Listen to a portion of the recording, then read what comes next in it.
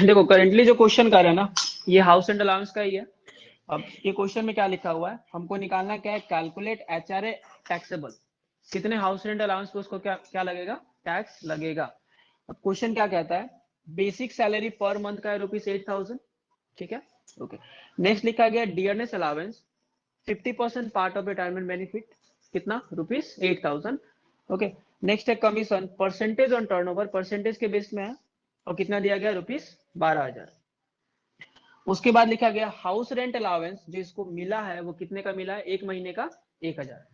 अब सिंपल सा एक चीज याद रखना कि भले वो 1 महीना रेंट में रहे या 12 महीना, उसको जो हाउस रेंट अलाउंस मिलता है 1 महीने का 1,000, पूरा साल भर का मिलेगा, मिलेगा तो पूरा 12,000, हाँ या ना, ठीक है। तो इसको मिला है 12,000 रुपए का हाउस रेंट अलाउंस। और रेंट एक्चुअली पेड, वो रेंट कितना पे कर रहा है रेंटेड एकोमोडेशन के लिए, 1,500 पर मंथ। मतलब जहां पे वो रेंट में रहा वहां रेंट कितने का पे किया, ₹1,500। आगे क्या बोला गया है, ही lived in his own house, खुद के घर में रहता है, कितने महीने, फॉर 3 मंथ।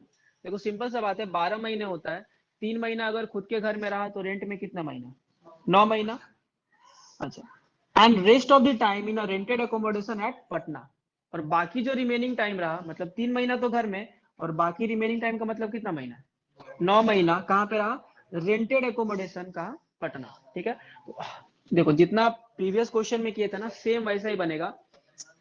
तो हम लोग क्या करेंगे, सेम वैसे बनाएंगे, calculation of taxable house rent allowance. अब यहाँ पे क्या करना है, एचआरए रिसीव्ड, इसको मिला कितना है हाउस रेंट अलाउंस, 1 महीने का 1,000, तो साल भर का कितना, नहीं, उसको हाउस रेंट अलाउंस मिला तो पूरा 12,000 है ना, जब एग्जाम्पशन करेंगे तो वो 9 महीने के बेस में होगा, ठीक है।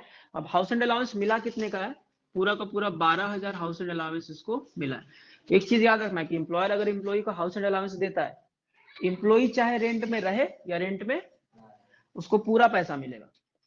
अगर वो रेंट में रहता है तो छूट मिलेगा, रेंट में नहीं रहेगा तो कोई भी छूट नहीं मिलेगा। अगर मान लिया जाता है कि पूरा 12 महीना अपने घर में रहा है ना, तो यहाँ पे जो एग्जाम्पशन होता है वो क्या हो जाता, नील। हालांकि रेंट में रहा, हाँ, हालांकि अगर रेंट में रहता है, जितने महीना रेंट में रहेगा उतने महीने का उसको छूट मिलेगा। तो उसको हाउस रेंट अलाउंस मिला कितने का है, 12,000। फिर सेम लिखेंगे less exemption under section 10, 13 and rule 2A, ठीक है। अच्छा, वर्किंग नोट में चले जाएंगे। वर्किंग नोट में देखो, calculation of house and allowance exempted from tax, यहाँ पे क्या निकाल रहे हैं कि कितना पर उसको क्या मिलेगा, छूट मिलेगा। बट यहाँ वर्किंग में जो भी आएगा वो कितने महीने का होगा, 9 महीने का। ये पूरा पोर्शन मेरा 9 महीने के ऊपर होगा, ठीक है, okay. Salary for HRA purpose step number 1 में निकालेंगे। यहाँ पे क्या लिखना है, बेसिक सैलरी 1 महीने का कितना है, 8,000, और हम यहाँ कितने महीने का लेंगे अब, क्योंकि 9 महीना रेंट में रहा ना, जितना महीना रेंट में रहेगा ये पूरा पोर्शन उतने महीने का हो जाएगा। 9 महीने रहा तो कितना, ₹72,000, okay. Dearness allowance part of retirement benefit, थोड़ा सा यहाँ समझना, डियरनेस अलावेंस मिला है कितना, लेकिन रिटायरमेंट में कितना है, आधा, मतलब कितना, 4,000। बट हम पहले लिख लेते हैं, 8,000 का 50% आएगा, हाँ या ना, मतलब 4,000। बट ये 4,000 क्या है, पूरे साल भर का है, हमको कितने महीने का निकालना है, तो 9 मंथ में कन्वर्ट करने के लिए इंटू 9 डिवाइडेड बाई 12, है या ना, क्योंकि 12 महीने का है ना। 9 मंथ का निकालेंगे तो किसे मल्टीप्लाई करेंगे, इंटू 9/12, कितना आया, ₹3,000। ये क्लियर हुआ, क्या बोले, इसको जो डियरनेस अलाउंस मिला है 4,000 यहाँ पर ऐड होता, बट ये जो 4,000 रुपया है ये कितने महीने का है, डीएनएस अलाउंस पूरा साल भर में 8,000 मिला है, ठीक है। इसमें रिटायरमेंट बेनिफिट कितना हुआ, 4,000, ये भी तो 12 महीने का है, ये तो पूरा 12 महीने का ना, 8,000 मिला था, तो 12 महीने का ना 4,000 है, आधा उसका जो रिटायरमेंट में आता है। तो 12 महीने का अगर 4,000 हुआ तो एक महीने का कितना, 4,000/12, हाँ या ना। अब कितने महीने का निकालना है, 9 महीने का, तो कितना, 4,000 डिवाइडेड बाई 12 इंटू 9, ठीक है, ओके। तो यहाँ पे फिलहाल क्या हो जाएगा, कितना आ गया, ₹3,000। Same percentage of commission on turnover, percentage of commission on turnover. तो देखो कमीशन यहाँ पे 12,000 आएगा, बट तुम भी जानते हो कितने महीने का है, 12 महीने का। बट यहाँ पे हम लेंगे कितने महीने का, 9 महीने का ना, तो हम लोग यहाँ से कैसे मल्टीप्लाई करेंगे, 12,000 इंटू 9 महीने का निकालने के लिए 9/12 महीने का 12 से भाग दे दिए, 3 महीने का निकालना 3 से गुना कर दिए, तो कितना आएगा ₹9,000। ओके, उसके बाद क्या करेंगे, सबको ऐड कर देंगे, 84,000 आएगा। देखो स्टेप 1 हो गया, कितना आ गया ₹84,000। ये क्लियर है। स्टेप 1 में क्या किया हम लोग, स्टेप 1 में जो भी लिए वो कितने महीने का आ गया, 9 महीने का, क्योंकि रेंट में कितने महीने के लिए था वो 9 महीना। स्टेप नंबर 2, यहां पर जो भी होगा वो भी कितने महीने का होगा, पूरा 9 मंथ का होगा स्टेप नंबर 2 में भी।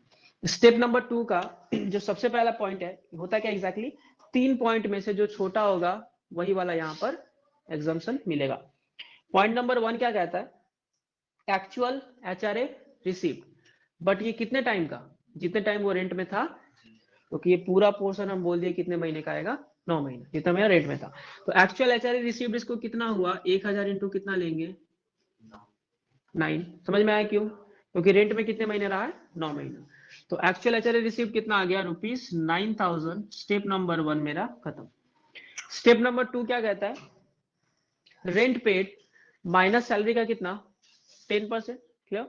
तो रेंट पेड कितना है, 1 महीने का है 1,500, तो 9 महीने का लेंगे, क्योंकि 9 महीने रेंट में रहा ना, तो रेंट पेड कितने महीने का लिया, 1,500 इंटू 9,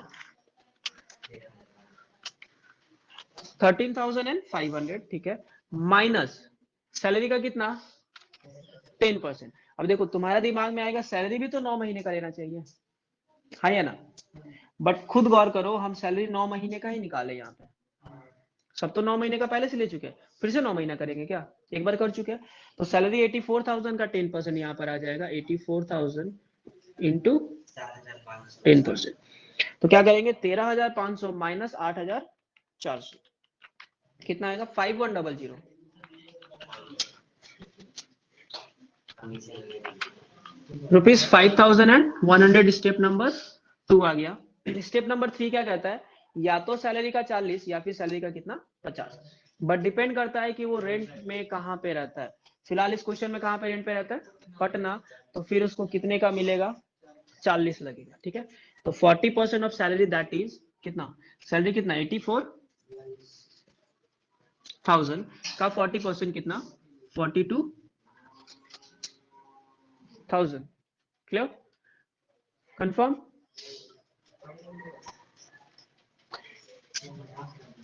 84,000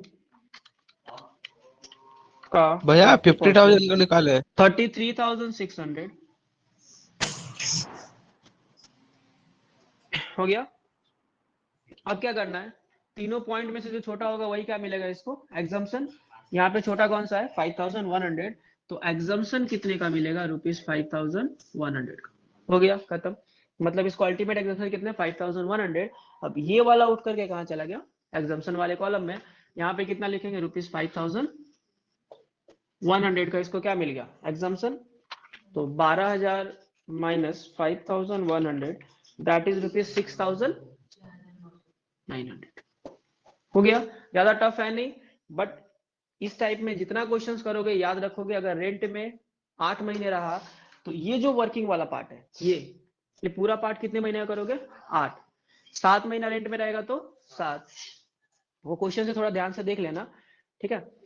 और एक और सिचुएशन आता है जिसको डील कर देते हैं अगर मान लो ऐसा हो कि क्वेश्चन में लिखा गया है कि उसको 1 महीने का हाउस एंड अलाउंस मिला है 1,000, साल भर का कितना 12,000, बट वो अपने रिलेटिव के घर में रहता है, किसका घर में, अगर ऐसा क्वेश्चन रहे कि रेंट में नहीं रहता, हाउस एंड अलाउंस मिला बट रेंट में, तो पूरा का पूरा उसका फायदा ना हो गया, तो क्या कोई छूट मिलेगा, तो उस कंडीशन में कोई भी एग्जाम्पशन नहीं मिला। अगर तुम ट्राई भी कर दो कैलकुलेशन करने का, रेंट में कितना महीना रहेगा 0, एक बार ट्राई कर लेना बनाने का, सब कुछ क्या आएगा 0 ही आएगा, क्योंकि हम क्या बोले थे जितना महीना रेंट में रहेगा उतने महीने कैलकुलेशन करना है, रेंट में अगर 0 महीना रहता है तो ये सारा कैलकुलेशन से कितना हो जाएगा, सब तो 0, मतलब एग्जाम्पशन भी कितना आएगा 0, ठीक है। हाँ हाँ, ये क्वेश्चन आता है कि क्वेश्चन में अगर सैलरी आता है पूरे साल भर का, मतलब बेसिक सैलरी सर वो 33,600 कहाँ से लाए? ये 33,600 आया, 84,000 सैलरी का 40%, 40%। ठीक है, और तुम्हारा क्वेश्चन, बेसिक सैलरी दिया हुआ है इक्वल्स टू ₹1,20,000 जो कि 1 साल का है। ठीक है, 1 साल का कितना, 1 लाख। तुमको कितने महीने का निकालना है, 9 महीने का ना, तो इंटू कितना करोगे, 9/12, क्योंकि ये तो 12 मंथ का है ना, 1,20,000 है तो 12 महीने का है।